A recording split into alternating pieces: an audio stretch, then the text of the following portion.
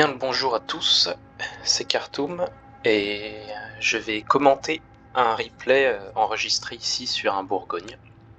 Alors je vais accélérer un petit peu la partie. Le Bourgogne qui est un T10 français recherchable avec de l'acier 32 000 si je me souviens bien. Alors on est dans une bataille T10 T8, 2 CV. On est le tir le plus élevé, ce qui nous arrange. Quelques bébés en face qu'on pourra farmer, des croiseurs assez fragiles comme le Zao, le Saint-Louis, le Cleveland, c'est des proies assez faciles avec un Bourgogne. La paix fait très mal. C'est un navire assez intéressant parce que malgré la fragilité et le faible calibre, c'est du 380 mm, la paix est excellent. La vitesse des obus français sont très connus, et surtout le reload booster qui nous permet de choper un bateau broad, de recharger directement. Il ne peut pas se retourner immédiatement et se prend des dégâts. Alors le Bourgogne, c'est un bateau qui est bien en flanking, c'est-à-dire en côté de map. Alors ici j'active le boost moteur directement et je vais sur le côté. On chope un Schlieffen broadside et 12 000 de dégâts. Ce Montana s'est bitché sur un iceberg. C'est le moment d'attraper. On espère choper ici une Cita. Tout de suite le reload boost est claqué, on le voit sur Y. Vu qu'il ne peut pas se tourner, c'est le moment de faire le plus de dégâts possible. En effet, on réussit à mettre une Cita, on espère une deuxième. Toujours en gardant la position sur le côté de la map, bien sûr. En se mettant comme ça, on peut choper le plus de broadside possible sur les bateaux ennemis, comme on a vu là sur le Schlieffen et le Montana qui est presque sorti de par l'erreur de s'être bitché sur cette île.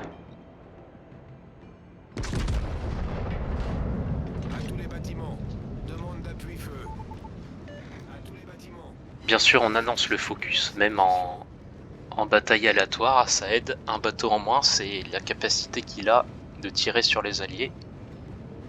Donc vaut mieux le couler. 23 mails ici, on garde le focus. Il s'est repris une Cita parce que le temps d'avancer, on a déjà rechargé nos obus. Un DD a été coulé. C'est les cibles les plus importantes à couler parce que les DD apportent le spot et aussi l'espace occupé sur la map. Pourquoi? Parce que si un DD allié envoie les torpes et spot les bateaux ennemis, ceux-là ne peuvent pas avancer, ce qui fait qu'on a le contrôle de la position. Le Montana a enfin été coulé. C'est le temps de passer sur ce Cleveland qui s'était caché. Dommage à cette portée, il est à 2 ou 3 km. Avec des obus de ce calibre, on a eu 6 sur peine, ce qui est dommage, mais bon, sur un croiseur T8 léger, c'est prévisible. Comme on peut le voir sur la minimap, on a bien avancé sur le flanc gauche. En effet, je suis avec le Bourgogne et 2 bébés derrière moi.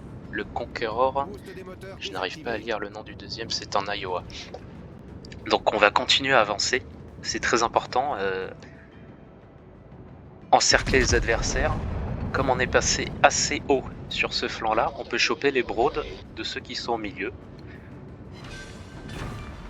Comme sur ce Schlieffen, pris par surprise.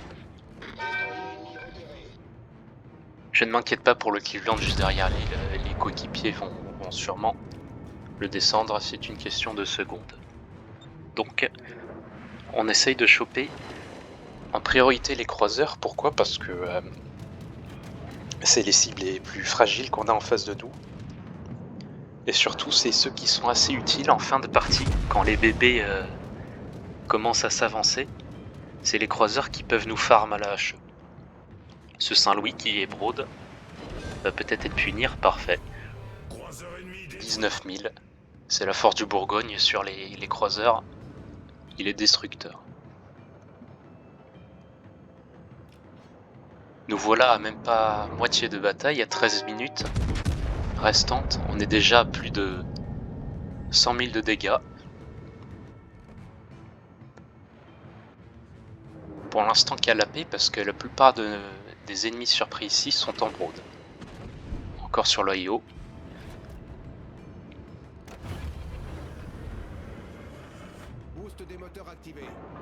Comme on peut le voir, le flanc gauche a été totalement gagné. Regardez où je suis par rapport au reste de l'équipe. C'est presque au niveau du spawn de l'équipe ennemie. En parlant de spawn, le CV lui n'a pas trop bougé, ce qui fait une proie très facile. Et un CV en moins, c'est des avions, c'est-à-dire le spot, ainsi que beaucoup de dégâts en moins pour le reste de l'équipe. Le CV, quant à lui, est en train de spotter le Kid. On peut le voir tout à droite de la minimap, le Kid allié.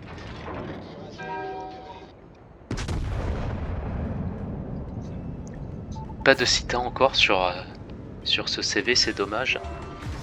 Mais pas besoin, parce que l'alpha, c'est-à-dire les dégâts purs des AP du Bourgogne, est assez élevé, donc on le descend rapidement.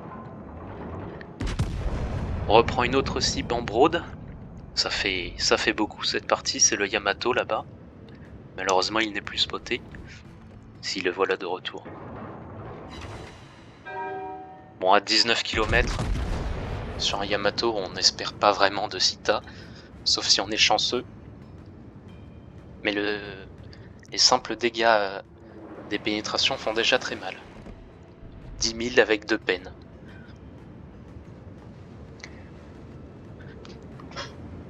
Comme on a assez bien poussé sur le flanc, le Bourgogne, le Conquérant et l'Iowa, ça fait que l'équipe ennemie est maintenant encerclée. Ils peuvent pas reculer en raison de moi-même et des 2 autres bébés alliés. Et de l'autre côté, ils ont assez bien tenu, le Mecklenburg et le Yamato par exemple, qui arrivent à garder l'ennemi dans ce côté de la map, ce qui est très avantageux pour nous. Alors j'ai remarqué que le Yamato était en train de sangler et de repartir, donc la paix n'est pas trop utile à cette distance. On passe à la HE pour mettre des feux. Pareil pour ce Friedrich der Grosse qui est presque terminé.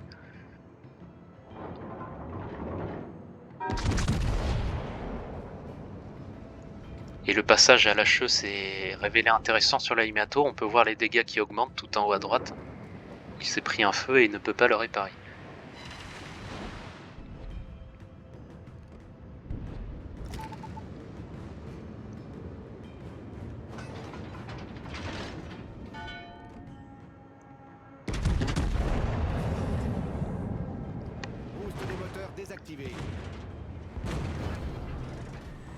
Donc ici presque à 200 000 de dégâts.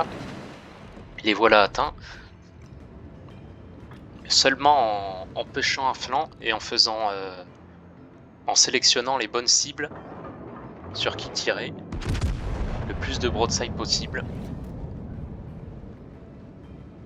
Ce Yamato est coincé par exemple entre tous nos bébés. Il ne sait plus vers lequel sangler. C'est du crossfire, on appelle ça, tir croisé. Pour l'instant il est anglais pour nous, mais ça va permettre au Yamato de notre équipe en H10 de peut-être lui faire de gros dégâts. Le reste de l'équipe est en train de caper, ce qui va nous donner l'avantage en points. On l'avait déjà de par les kills. Le Yamato est complètement face à nous. C'est pour ça que j'ai rechargé de la HE. C'est parce que l'AP de face ne sera pas efficace.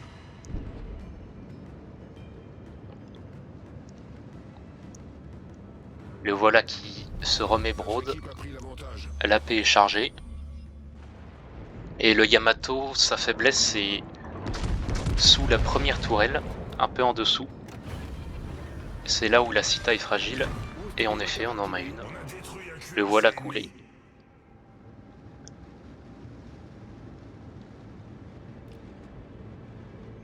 Et jusque là,